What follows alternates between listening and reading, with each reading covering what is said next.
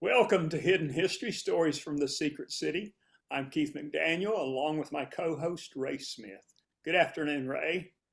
Hi, Keith. It's good to be here. How you doing? I'm doing good.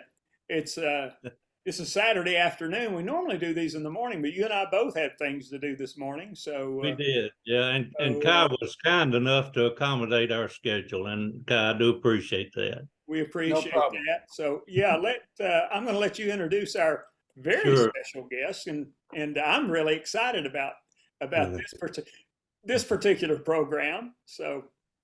Yes, I am too. And of course, this is the book that it's all about. Kai Bird is a co-author, along with Martin Sherwin, of the American Prometheus, and that's the book that Christopher Nolan has used as the basis for his screenwriting for the movie Oppenheimer. That's having a great run, by the way. And just before we came on here, Kai and I were talking, and I asked him if he'd been busy, and he said yes, he had. So, Kai, we're really glad to have you with us today, and look forward to hearing you talk about your experience a little bit with Christopher Nolan and the movie, and also we want to talk about your book some too, because that's the basis of it all, is what you were able to do. You and Martin were able to do it in that book. So You know, glad to have you with us today. Go excuse me, ahead.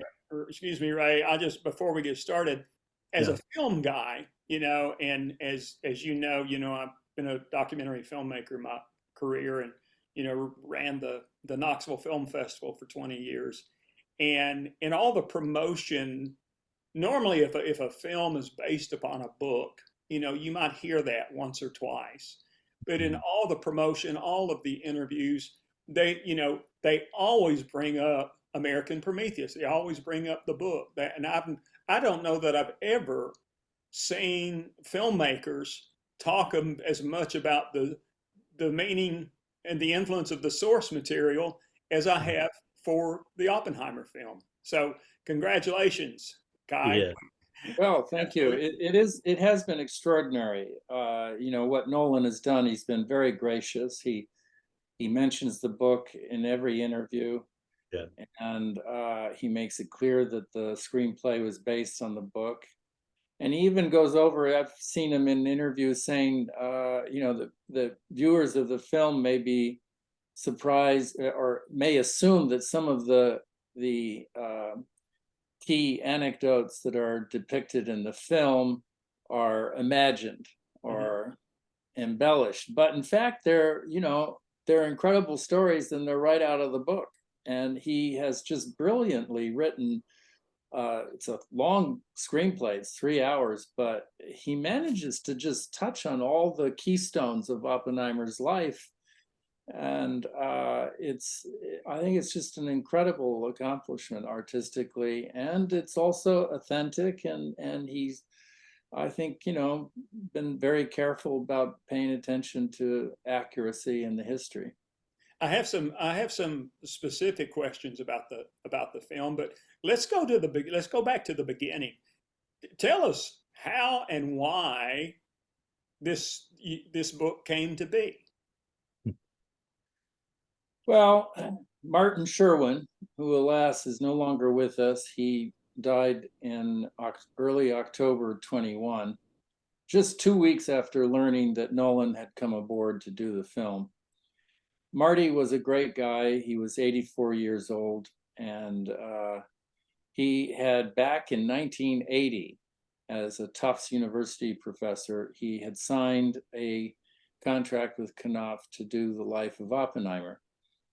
And he dived into the research, and he never stopped researching. you know? And by 1999, 2000, he'd accumulated 50,000 pages of archival documents. Wow. And he'd interviewed around 150 of Oppenheimer's students and fellow physicists, and just an extraordinary research effort. But he hadn't started to write. He kept telling himself there was one more archive, one more interview he needed to do. And finally, he came to me. He was a very funny guy, and we were friends by then and colleagues, and we'd written a few articles together. And he came to me. I was unemployed. I'd finished my last biography on McGeorge Bundy and his brother William, two architects of the war in Vietnam. So that book came out in '98, and I was unemployed. And my wife was actually hoping I might get a real job with a salary. But Marty came and he suggested that I join him on his Oppenheimer project. And he said that if I refused, his gravestone was going to read, "He took it with him." So that was a persuasive argument. Yeah. Well, so once you joined him, how long did it take you all to write the book? Well, another 5 years before the book came out. And, I started writing a draft of the childhood chapter, and then that stimulated Marty to start writing, and we went back and forth. And, he was a great writer and editor, and he knew the material inside and out. And it was funny, he always believed that there were gaps in the research, right? Yeah, I understand that. And every few months in that first year, I'd get an excited phone call from him, and he said, Kai, I found another box in the attic, or another box in my closet of documents he'd forgotten about, and there were no gaps. So, it was a wonderful collaboration. I did very little research, a few interviews, but I just dove into what he had gathered, and it turned into a fabulous collaboration. And so, what year was it published? What year did it come out? It came out in the spring of 2005. Okay. And it actually was optioned for film in late 2005 or early 2006. And then it won the Pulitzer in the spring of 2006. And that was terrific. But the book, it sold moderately well. Never got on the New York Times bestseller list or anything like that. It's a 741-page biography. Right. But the years rolled by, and Marty and I became convinced that Hollywood was all talk and no action. But finally, in the September of 21, I got a phone call saying that Christopher Nolan wanted to talk to me. Okay. And we had a meeting in New York. Marty was too ill by then from small cell lung cancer, non-smoking cancer, lung cancer. So he couldn't come up to New York, but I had a meeting with Nolan, and we had a long lunch and 2.5 hours, and I peppered him with questions and about what was in the script and what was not. And I think he was glad to hear me say that I thought that any film on the book should have as at least a heavy focus the 1954 trial. And I said that because Marty, when he recruited me to join him, he at one point early on in the writing, he said, you and I would not be spending all these years working on this book if it was just a biography about the father of the atomic bomb, if it was just about the building of this weapon, if it was just, about Los Alamos. What makes the story really interesting and is Oppenheimer's life and what happens to him after 1945. The fact that he was a celebrated scientist, put on the cover of Time and Life, and then 9 years later, he is humiliated and virtually tarred and feathered in the secret kangaroo court of a security hearing. And, he spends the rest of his life as sort of a public non-entity. And that makes it curious and a mystery and, on top of all the layers of his complex personality and his interest in both quantum physics, but also New Mexico and poetry and the Bhagavad Gita, and I mean, he was a polymath of an intellectual and a very interesting human being and philosopher. But really what makes the story, and I think what makes the film, is the fact that he's this celebrated scientist and then he is destroyed 9 years later. Right, right. It's Yeah, Keith and I have talked a bit about that part of the movie, and we agree with you that that element is what makes it so intriguing. And an interesting point we made about it is Robert Downey Jr. does an outstanding job in portraying Louis Strauss. We think that he will obviously get a supporting actor award for that. He does a good job, a really good job. Amazing performance, just very gripping. That He- angry speech at the end. Oh, it really puts a top knot on it.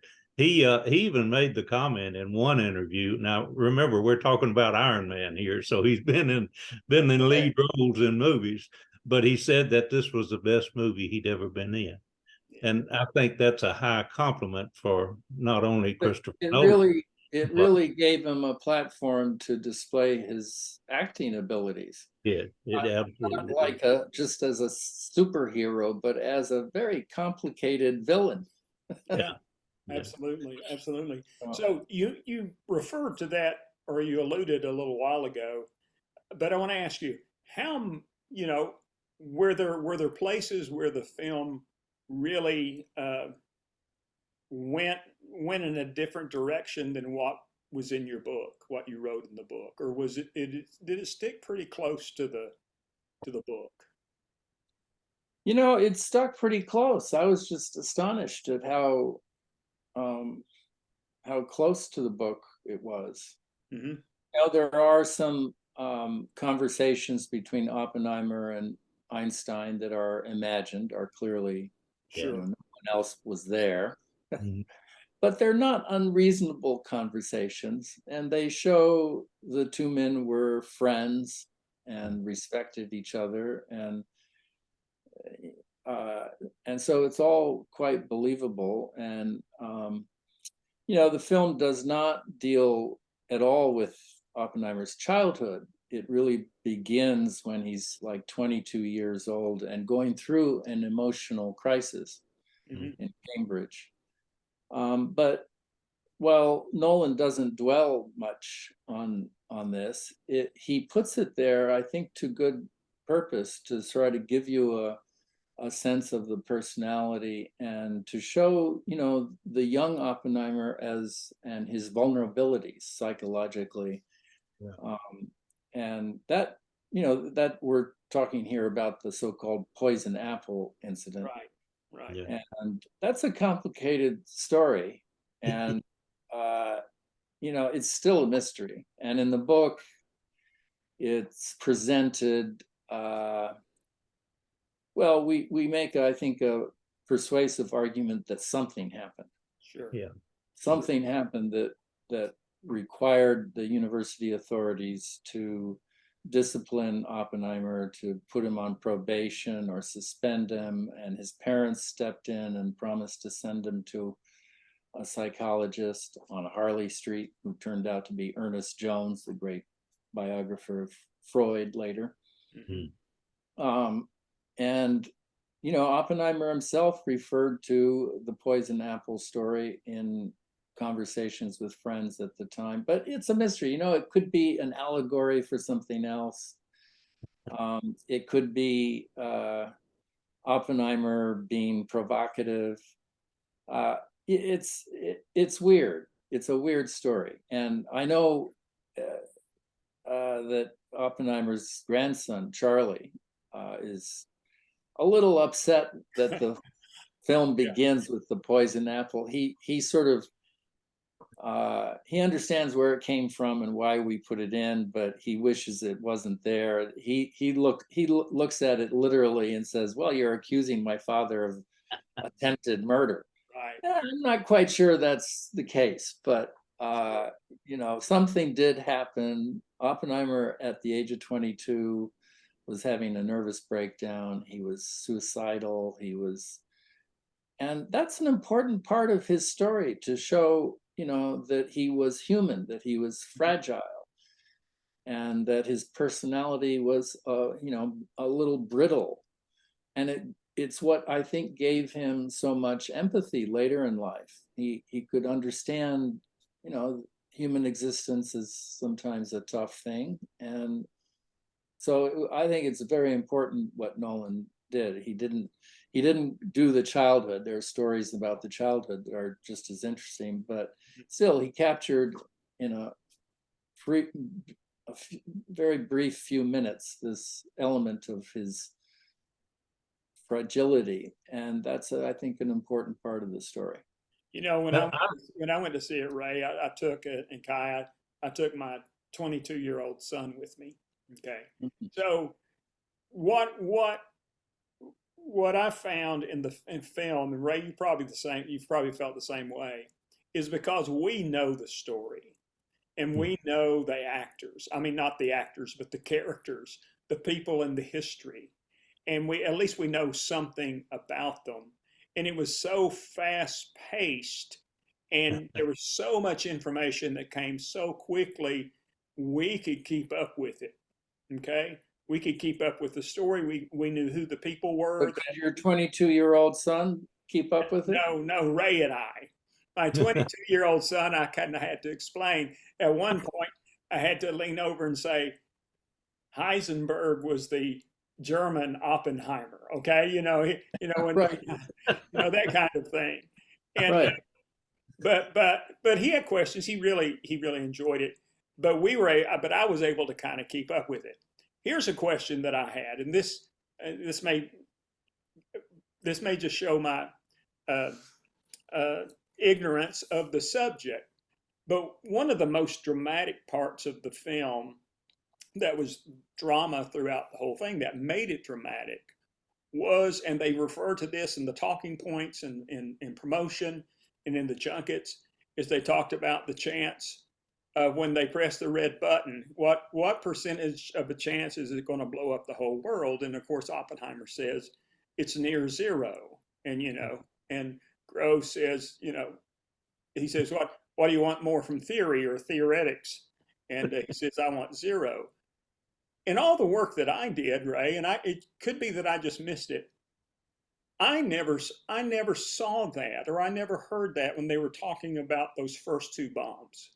I did hear it when they were talking about the hydrogen bomb, because when I interviewed Alex, what's his last name, who worked on I interviewed a guy for one of my documentaries whose job is Alex Zucker, whose job for the first year and a half, he was working on the cyclotron in Oak Ridge to do the math to see if the hydrogen bomb would actually ignite the atmosphere.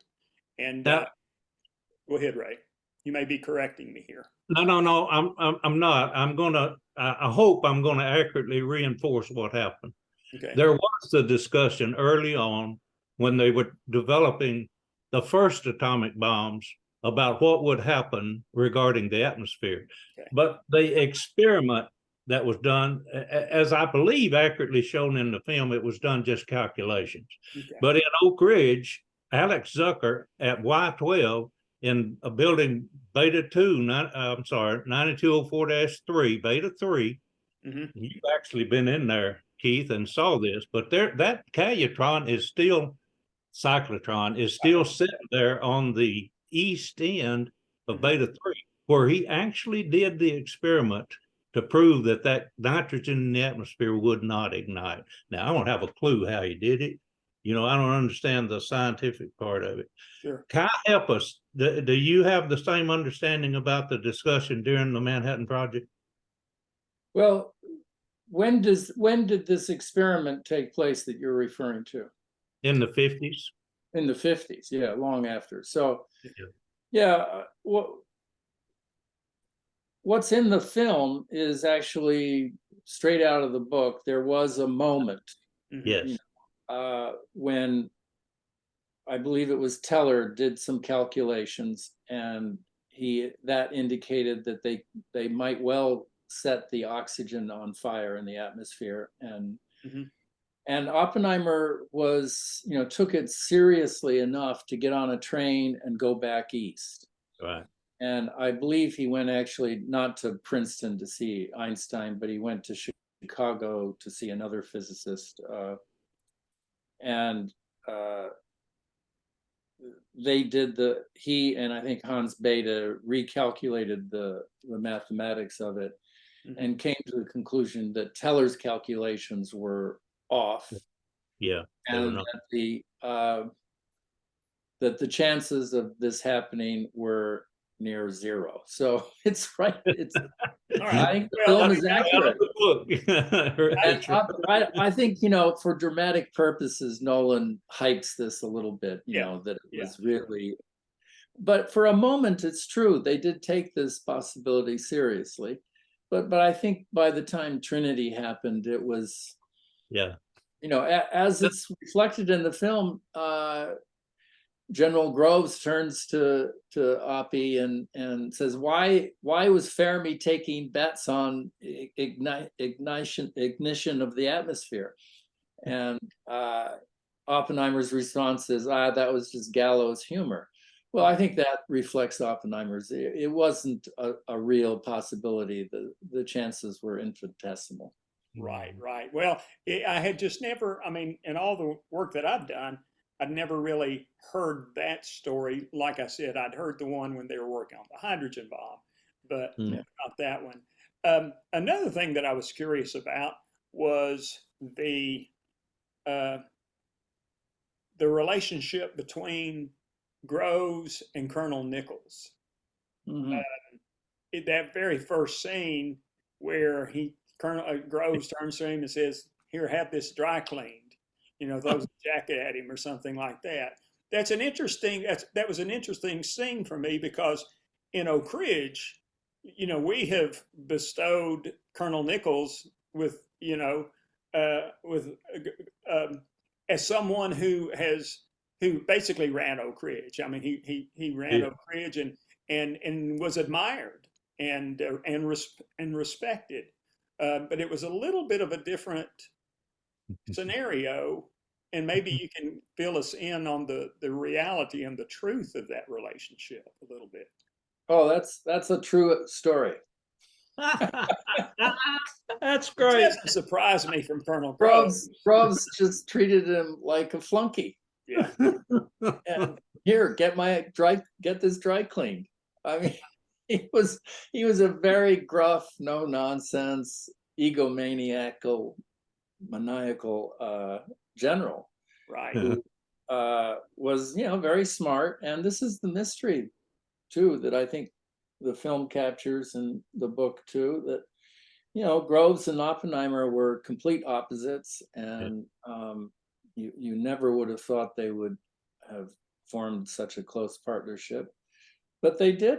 And Groves learned to trust Oppie, and Oppie relied on Groves to protect him, to get him that security clearance early on, and to protect him during the Chevalier incident. So, and then even in the trial, they don't show this in the film, but Groves was virtually blackmailed to appear and testify against Oppenheimer. His army pension was threatened. Wow. Strauss just pulled out all the strings and pressured him to come and testify. And then his testimony was, well, if I had to do it under the current AEC regulations, I guess I could not give this man a clearance. Right. But these rules didn't exist at the time. And then Matt Damon, as I understand it, he proposed an ad lib to add on to his testimony. Well, I wouldn't have cleared any of those guys. Oh, is that right? He did make that. Yeah. And that too captured the the Sentiment. spirit relationship between Groves and Oppenheimer. It was. Yeah. Did you go on set? Were you involved at all in the film production? I was on set for one day in Los Alamos, Hmm. and Nolan warned me that I would learn how boring it is to make a film, Right. and it's true. My wife was quite excited to be there and see this, but after the 12th take of the same damn scene of 2.5 minutes where they're saying exactly the same words over and over again, Sure. you know, Cillian Murphy one time holding a cigarette, and then next time he's holding a pipe. That's about the only difference I could see in the performance. Sure. Sure. But So, and they say on the movie set, it's hurry up and wait. That's what you Yeah. do. yeah, Hurry up and wait. Oh man. Well, it was a. I mean, this has been such a phenomenon this summer. I mean, it is, and like I said, Ray and I have talked about this before, but we just hope that it's going to create some interest from some people that had no interest or had no knowledge of Oppenheimer, or even or very limited knowledge of the Manhattan Project. I told my kids, of course, I didn't know it was going to be rated R and have a sex scene in it when I told them that before the end of the semester. But I told my high school kids, I said, if there's only one movie you see this summer, it needs to be Oppenheimer. mhm. So we'll see how many of them saw it. And I was like, whoops, sorry about that. It may report you. And as a filmmaker, as a storyteller, and we're all storytellers here, but if I had any complaint about the movie at all, it would have been, and I'm no prude, but it would have been how sexy the sex scenes were. I think there might have been a way to demonstrate that what was going on, you know, um, but and there's lots of reasons why you would do that, and I guess this is Nolan's first R-rated movie, and I would Yeah. imagine that would be the only reason why Yeah. that it would be rated R. So, Well, I know my wife said that she thought the sex scene was gratuitous. mhm. But I think there was a reason to sort of show Oppenheimer's earthiness, and again to humanize him, Yeah. and show that he was a man, Mhm. uh, and his relationship with Florence Pugh. Uh-huh. Sure. Gene Talbot. I mean,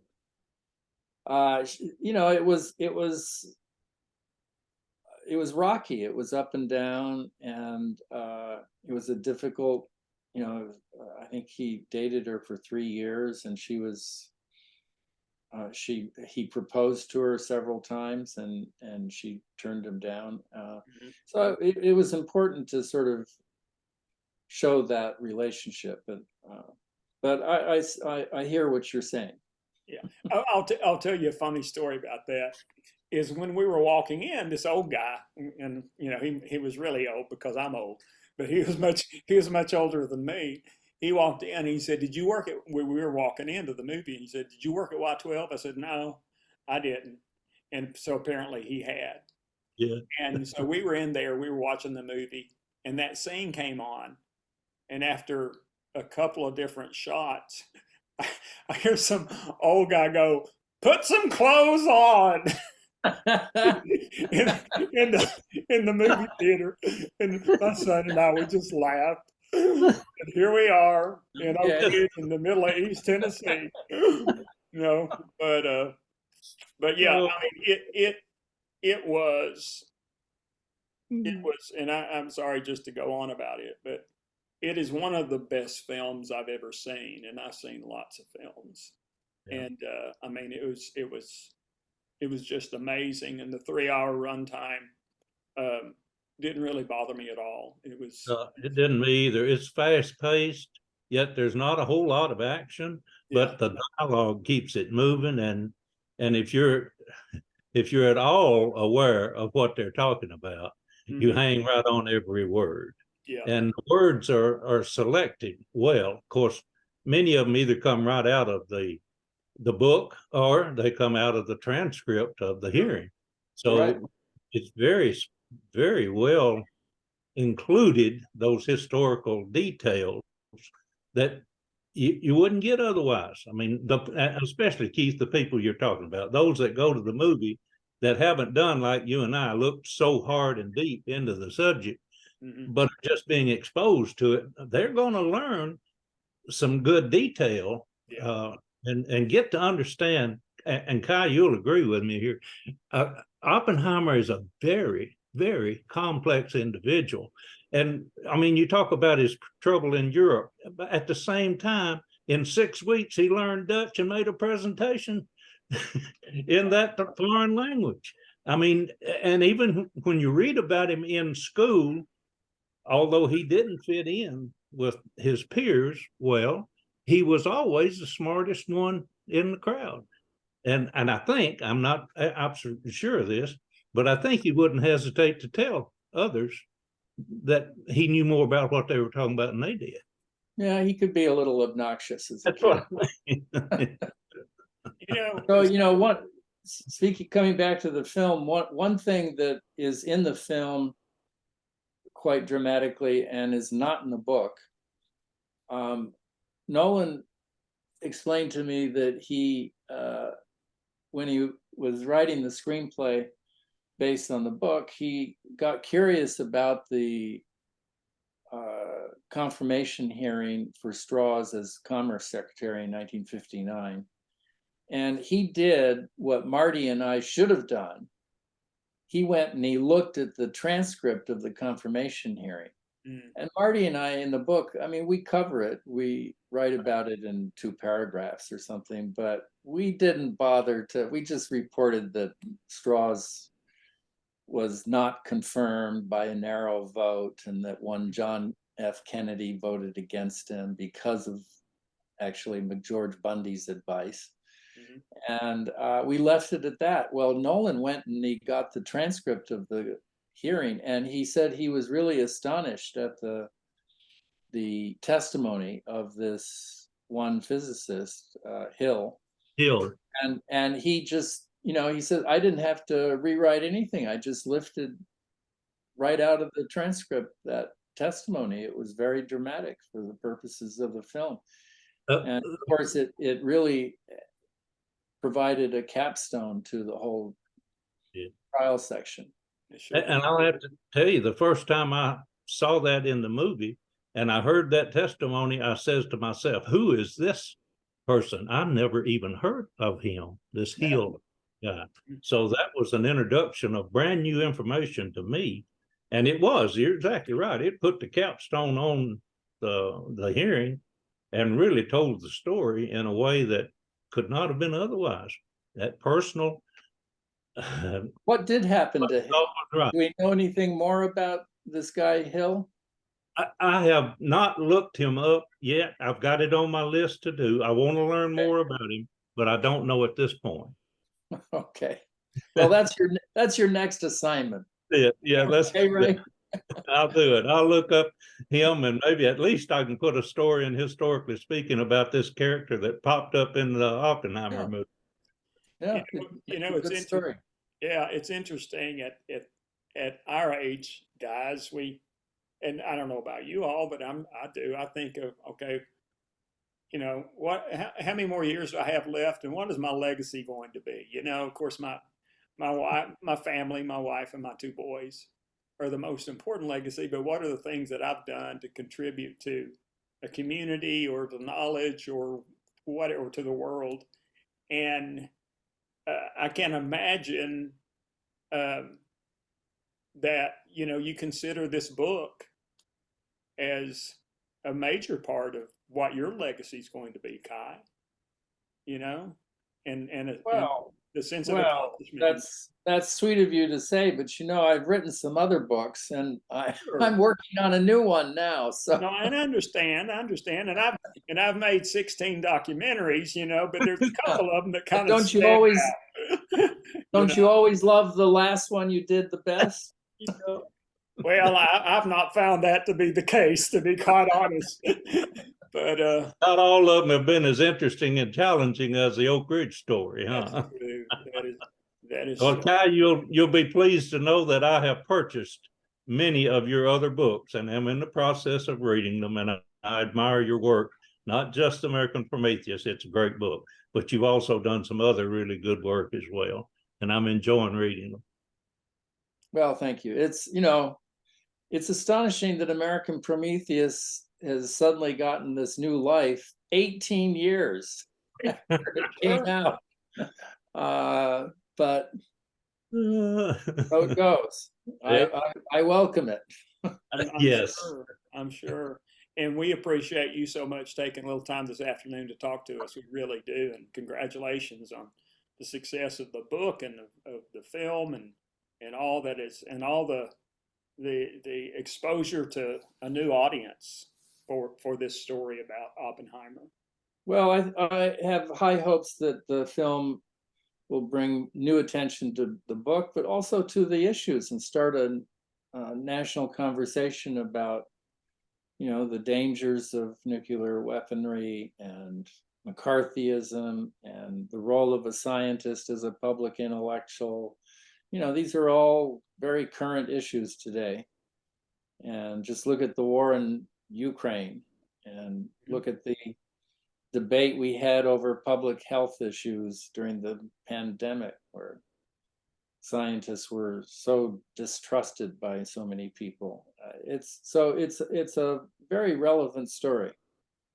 I agree. And I think if you look at the present circumstances that we find ourselves in all those arenas, it would be good to learn from our past and to look at the things that were done and, quite frankly, inappropriate done, and not repeat that kind of manipulative approach to trying to solve problems. There's a much better way to do it than under the cover and in hidden. It's just not good. It needs to be out where it can be discussed. I really did appreciate Oppenheimer and the demeanor that he maintained throughout the whole hearing. I would have agreed with Kitty. I mean, I would have been fighting. I wouldn't be, you know, he just said there once, is anybody ever going to tell the truth? Mm-hmm. And that just broke my heart, because I mean, he was just being battered from one way to the other. All of the things in his life that could be exposed was, and he just took it. Let's, And I yeah, understand. and let's kind of wrap this up. Kai, tell us a little bit about. I know Ray mentioned to me that you might have been involved a little bit in the the vacating of the He was involved more than a little bit. Tell us a Yeah. little bit about what happened there. Yeah, no, I wrote a New Yorker essay that came out last month about all this. And, you know, when the book came out in 2005, Marty and I went on the road and to promote the book. And at one point, Marty suggested that we really ought to explore whether we could do something to formally nullify the 1954 decision to strip Oppenheimer of his security clearance and either restore it in a symbolic way or just nullify the actual decision. And we consulted some lawyers, and they eventually told us actually that there was no way to go through the courts to do this. It would have to be by executive order. The president would have to do it, or the Secretary of Energy. And by the way, at one point we were consulting pro bono with a powerful law firm here in Washington. And it turned out about 3 months into the project, the lawyers were doing the research to see whether they could make this happen through the courts.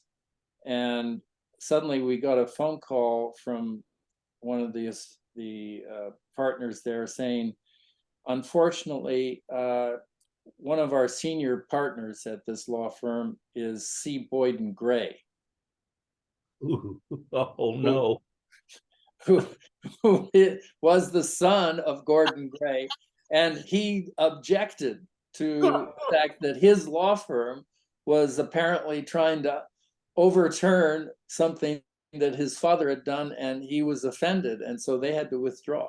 You know, Washington is a small town. Yeah, that's still going on today. I mean, that's but now you did mention that you and Tom Mason had a conversation about this. Tell us a little about that. Tom, as you know, was the director of the Oak Ridge National Laboratory before he went out to Los Alamos, and he's a good friend of ours. We like him a lot. Yeah, he's a terrific guy. And well, to finish the story, we eventually lobbied the Obama administration and the president and the Secretary of Energy, Wu, and then Ernest Moniz, who was a physicist himself, and we all got turned down. They all turned us down. And finally, then Trump comes in as president. We gave up.